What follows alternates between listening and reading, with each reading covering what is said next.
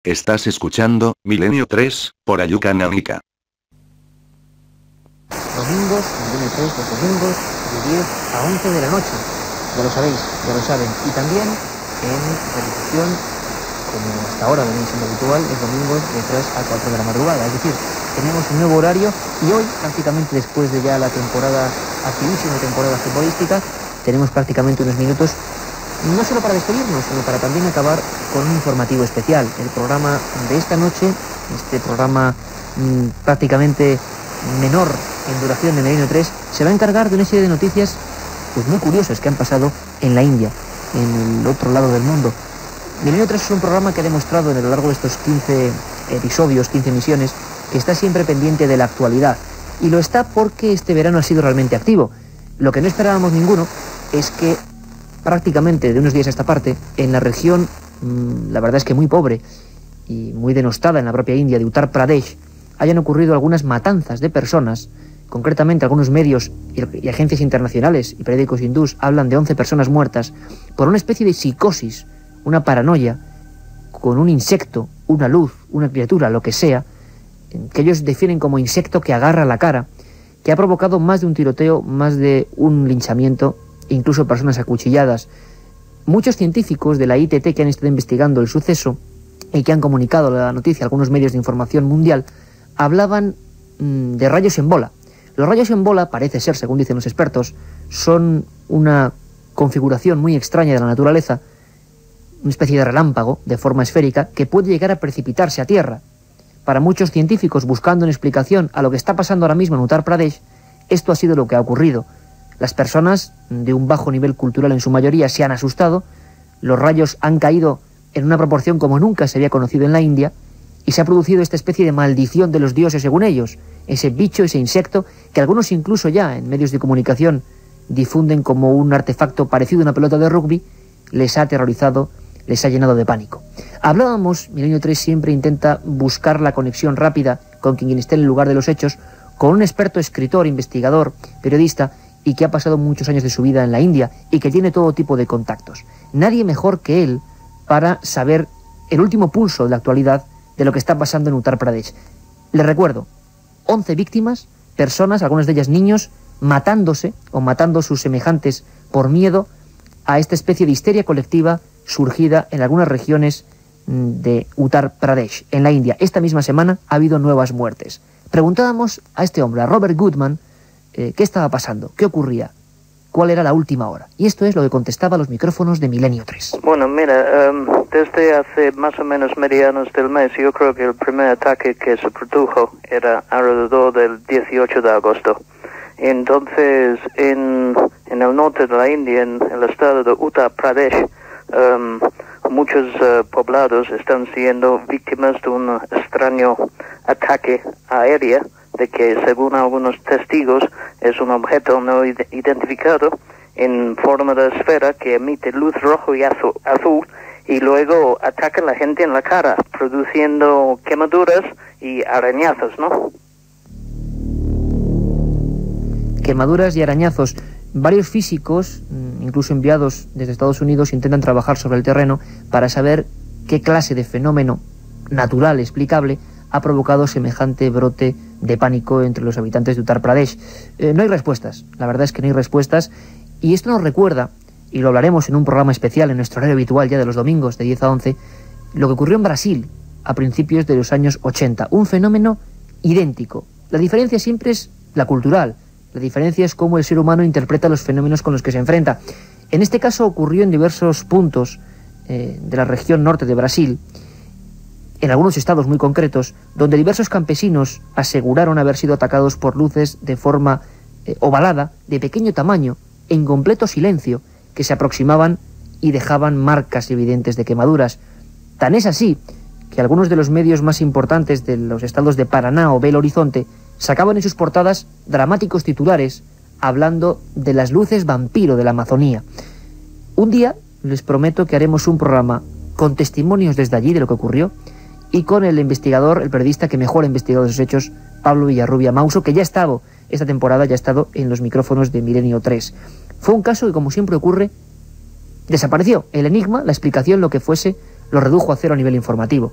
En la India está pasando ahora, está ocurriendo ahora, pero nadie sabe cuáles son las causas y sobre todo estoy muy seguro que en apenas una semana o dos dejaremos de hablar de esto.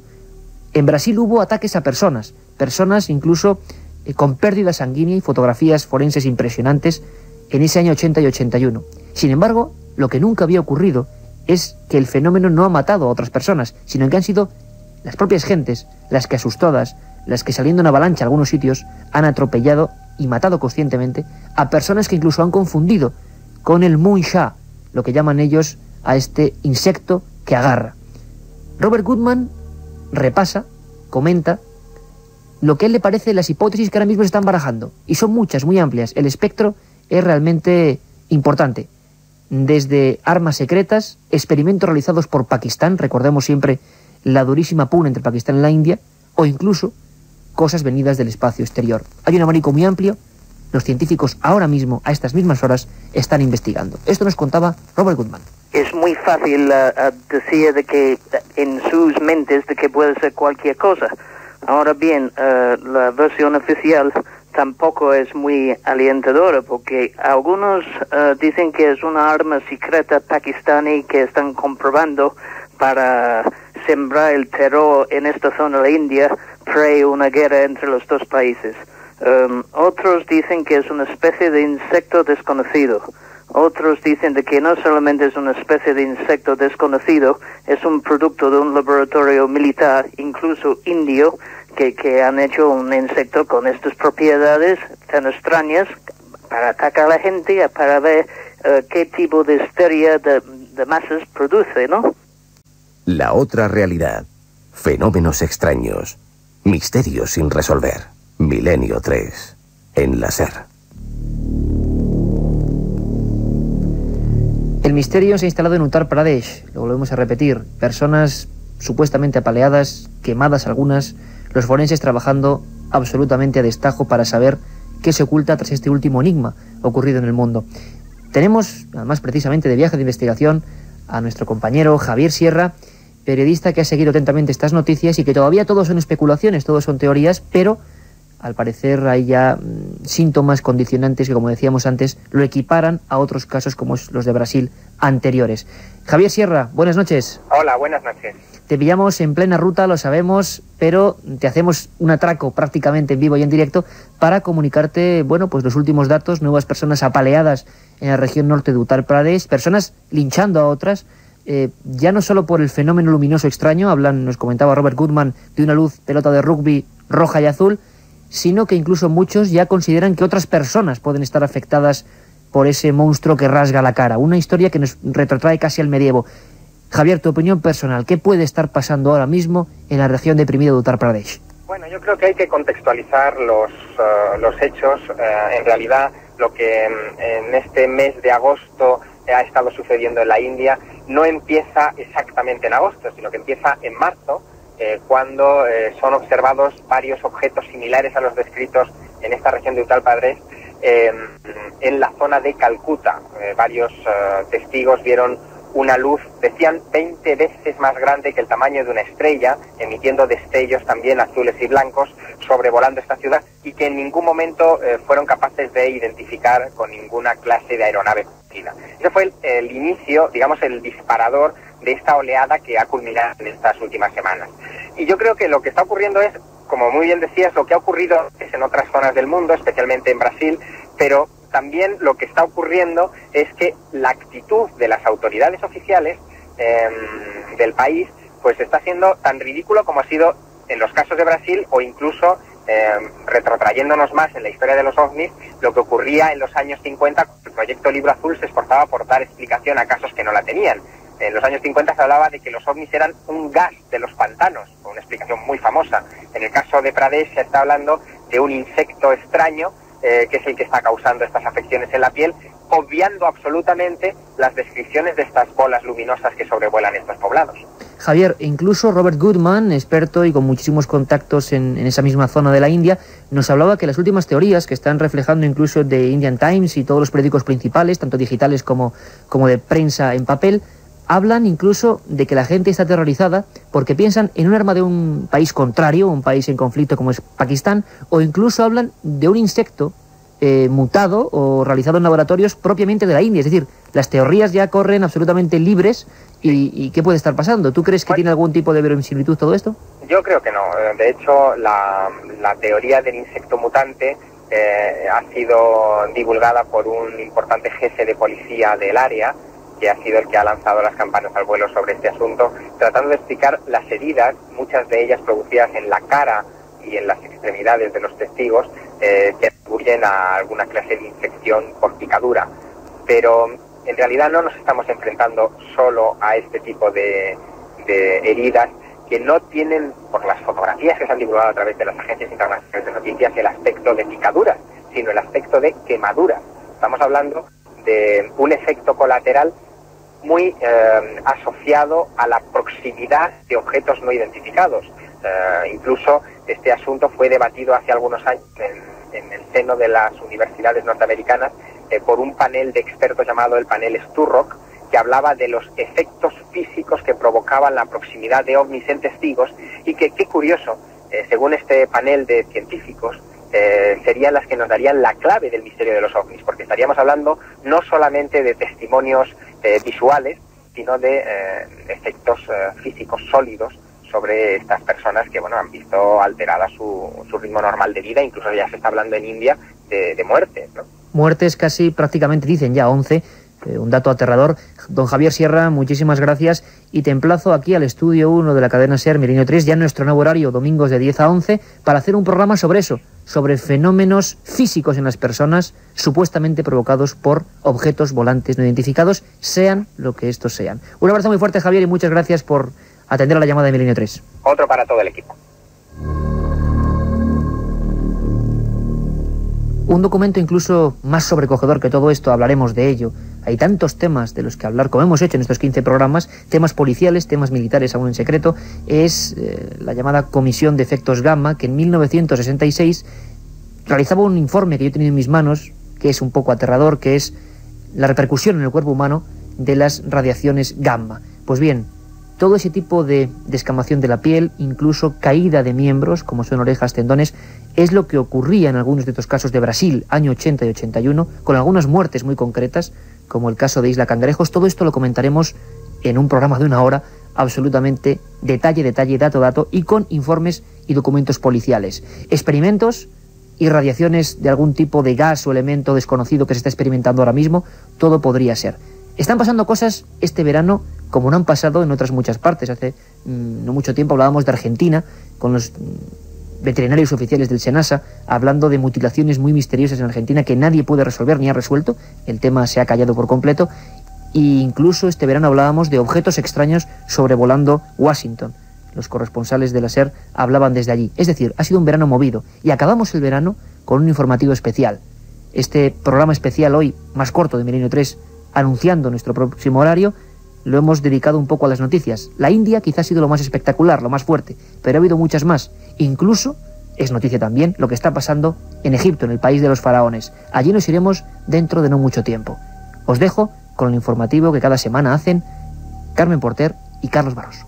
Dentro de pocos días, el 17 de septiembre, un pequeño robot mecánico se adentrará en uno de los grandes misterios que todavía encierra la Gran Pirámide de Egipto. Un secreto que lleva unos 9 años aletargado desde que el ingeniero alemán Rudolf Gantenbrink descubriera una puerta con 2 pomos en uno de los canales de ventilación de la Cámara de la Reina. Una puerta que no llegó a abrirse en aquel momento y que ahora, casi una década después, podría destapar la existencia de alguna cámara desconocida. Todo está preparado e incluso cualquier posible hallazgo podría llegar hasta nosotros en directo a través de una emisión especial de National Geographic. Enseguida nos cuentan más detalles desde Egipto. Antes repasamos otras noticias que luego desarrollamos. Titulares con Carmen Porter. Se va a editar en España, después de casi 100 años, el libro de los destinos descubierto por Napoleón en sus campañas egipcias. Fenómenos, poltergeist y estigmas en Argentina. Exorcismos en Jordania. En Egipto está hoy nuestra primera parada. Dentro de 2 semanas, un equipo de arqueólogos sacará del baúl de los recuerdos un viejo proyecto olvidado desde hace casi una década. Fue en 1993 cuando Rudolf Gantenbrink descubrió casualmente, mientras limpiaba los canales de ventilación de la Gran Pirámide de Giza, una puerta de la que hasta ese momento nadie tenía noticias. Una pequeña portezuela con 2 salientes a modo de pomos que nadie ha traspasado, al menos que se sepa. En Egipto, preparado para asistir a este gran acontecimiento, se encuentra el investigador Manuel Delgado, con quien Milenio 3 acaba de hablar. Hola, pues nada, estamos aquí justamente al lado de la Gran Pirámide porque hemos estado comprobando cómo es la Cámara de la Reina, una de las cámaras principales de este monumento. Un monumento, el máximo exponente de las maravillas de la antigüedad, el único que se mantiene, pues tiene en su interior en este momento un montón de cajas. Hemos logrado descubrir en ellas aparatos de medida, aparatos, monitores, cámaras y por supuesto el famoso robot, este robot que se va a introducir por este canal de ventilación de la cara sur de la Cámara de la Reina para intentar descubrir de una vez por todas qué es lo que existe detrás de esa puertecita que descubriera Rudolf Gantenbrink. Manuel Delgado, ¿qué puede ocurrir? ¿Qué piensas tú desde allí, desde Egipto? ¿Crees que se sabe ya algo? ¿Que el propio gobierno egipcio sospecha que pueda haber otras vías, otras cámaras? Y sobre todo también, ¿qué opina de todo esto Rudolf Gantenbrink? Pues en primer lugar, Rudolf Gantenbrink opina y tiene una teoría que saldrá próximamente en un libro muy desarrollado y fantástico, que existe ahí un cadáver. No puedo decirte más porque es una primicia, ya lo comentaremos un poco más en otro programa, pero tiene que haber allí un cadáver. Lo que pasa es que la Gran Pirámide es la única de todo Egipto, de las 120 pirámides que emergen en toda esta orilla occidental del Nilo, que tiene canales de ventilación, más llamados canales de ventilación, porque realmente no salen al exterior de la pirámide, con lo cual no se sabe, no hay ninguna otra referencia para saber para qué servían. Lo que está claro es que aquí se está hablando de estatuas, se está hablando de rituales, se está hablando de simbología, se habla incluso de libros o de papiros con los libros más sagrados del Antiguo Egipto, posiblemente aquel libro de Tot, pero indudablemente, sea lo que sea, pues va a ser un gran descubrimiento arqueológico a nivel mundial e internacional. Manuel Delgado, desde la meseta de Giza en Egipto, espero que muy prontito estemos por allí, ¿no? Pues están todos permisos preparados, Iker, para hacer ya algo serio. Seguir estas noticias desde el punto donde se producen, noticias que pueden cambiar incluso la historia. Noticias que, por supuesto, Milenio 3 va a protagonizar y, no sé, una especie como de avanzadilla de la información más extraordinaria sobre todos estos casos, sobre la arqueología, la historia y, por supuesto, de los misterios. Milenio 3 estará en Egipto y en Egipto seguimos. Arqueólogos y franceses y egipcios han encontrado en el fondo del mar Mediterráneo las ruinas del puerto de Heraclión, el primero al que llegaban los barcos en el Antiguo Egipto. Los restos se encuentran cerca del Golfo de Abukir, al este de la mítica Alejandría. El tesoro hallado está compuesto por decenas de artefactos que datan de hace más de 2000 años y que incluyen 2 estatuas monumentales, varias inscripciones conmemorativas y miles de joyas, amuletos y monedas. También se localizaron los restos de una muralla y la base de un templo, con varias esculturas de deidades egipcias, a las que también adoraban los comerciantes y colonizadores griegos. Entre las figuras descubiertas destaca una de 5 metros de altura que representa al dios Api, divinidad del río Nilo. Una editorial de Jaén va a editar el libro de los destinos. Se trata de un pequeño manual cuya última edición en España se remonta al año 1904. Casi 100 años después podremos tener nuevamente en nuestras manos este libro de predicciones que consultaba el mismísimo Napoleón antes de tomar alguna decisión importante. Nos lo cuenta desde nuestra redacción en Andalucía, Leticia Prieto. Cuenta la historia que un soldado de Napoleón encontró el texto en un pergamino que arrancó de las manos de una momia hallada durante el saqueo de tumbas egipcias. Lo vendió por poco dinero a un superior que se lo hizo llegar a Napoleón. Se tradujo al francés y además se le encomendó a un grupo de investigadores que estudiasen su funcionamiento. Aventuraron una forma de usarlo que se basaba en un dibujo hecho con sangre de sacrificios anteriores de una hilera de estrellas dentro de un círculo con los signos del zodiaco. Napoleón siempre le preguntaba a este oráculo y este siempre le daba la respuesta acertada. El pergamino original desapareció y la última edición que se conoce es de 1904. Hoy, casi 100 años después, el oráculo, el libro de los destinos, volverá a estar en las tiendas.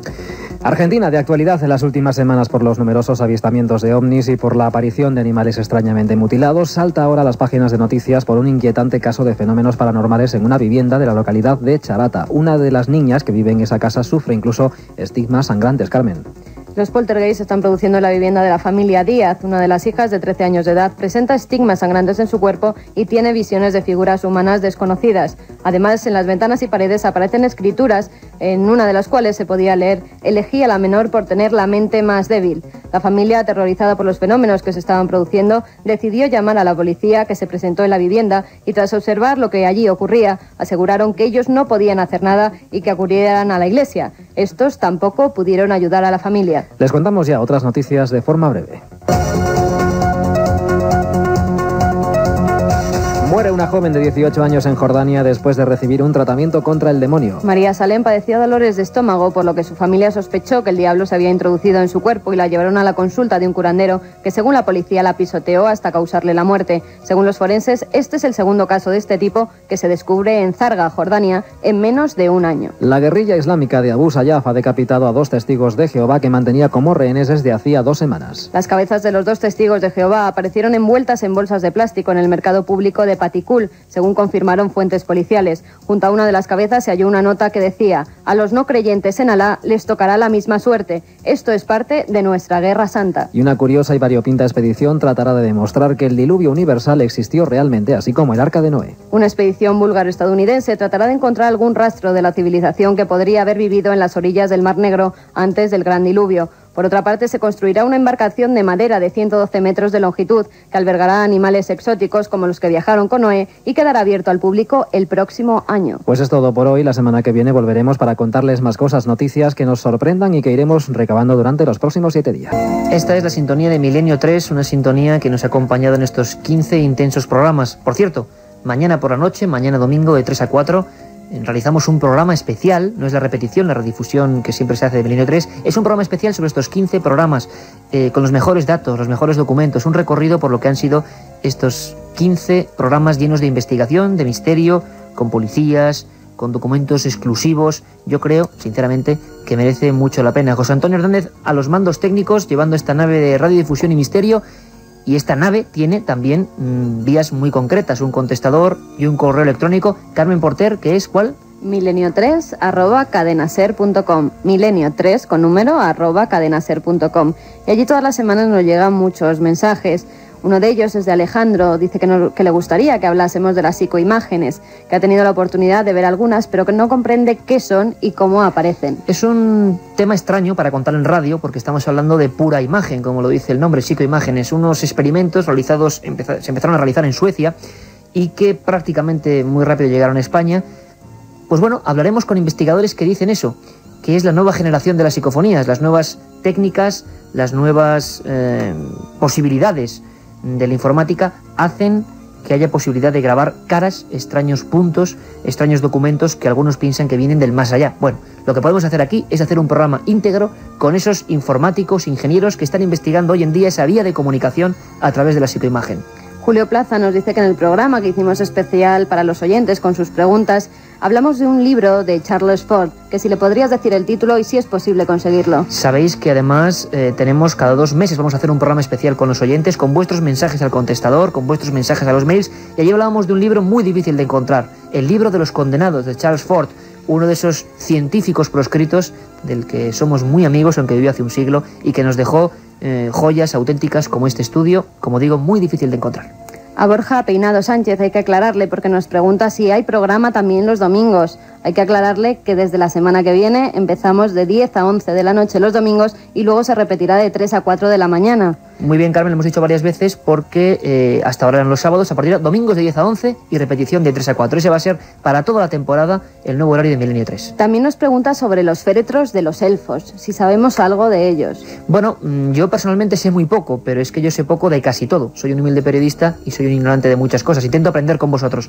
Pero de cada tema que nos planteáis, de cada tema, bien sea legendario, histórico, policial, lo que sea, lo desconocido, lo vamos a esbozar aquí. Yo siempre tengo un mensaje. Milenio 3 ha sido y será un programa no solo de fenómenos paranormales, sino un programa donde se enfoque, se hable de esas cosas que habitualmente no se cuentan. Lo desconocido es muy amplio y ese tema que nos plantea nuestro amigo también entrará, por supuesto. Enrique Valle, que nos dice que se acerca el primer aniversario del 11 de septiembre, el atentado que hubo. ¿Cuánto hay de verdad, cuánto hay de mentira? Se nos ha dicho todo. ¿Trataremos un programa sobre ello? La próxima semana, ni más ni menos. Katia Rocha. Buenas noches. Hay un contestador, ¿verdad? Muy activo. Tenemos un contestador que no para de sonar. Vamos a subir las acciones de alguna compañía telefónica porque, madre mía, número de teléfono 91 532 4532 y si se quieren dirigir a nosotros también vía postal, la dirección es Gran Vía 32, octava planta, 28013 de Madrid. Y simplemente recordar rápidamente los 5 ganadores de los libros de la semana pasada: Román Asceta, Carlos Astorga, Luis Alveara, Cristina Gil del Berro y José Manuel Egea. Esta semana regalamos 5 libros, Enigmas sin resolver 2, en el que se narran los casos parecidos de luces aproximándose a personas y causando daños físicos. Pues esto ha sido todo. Ya la próxima semana, el otro 11 de septiembre, Milenio 3 los domingos. Ha sido un placer compartir este verano con vosotros. Ahora empieza lo mejor.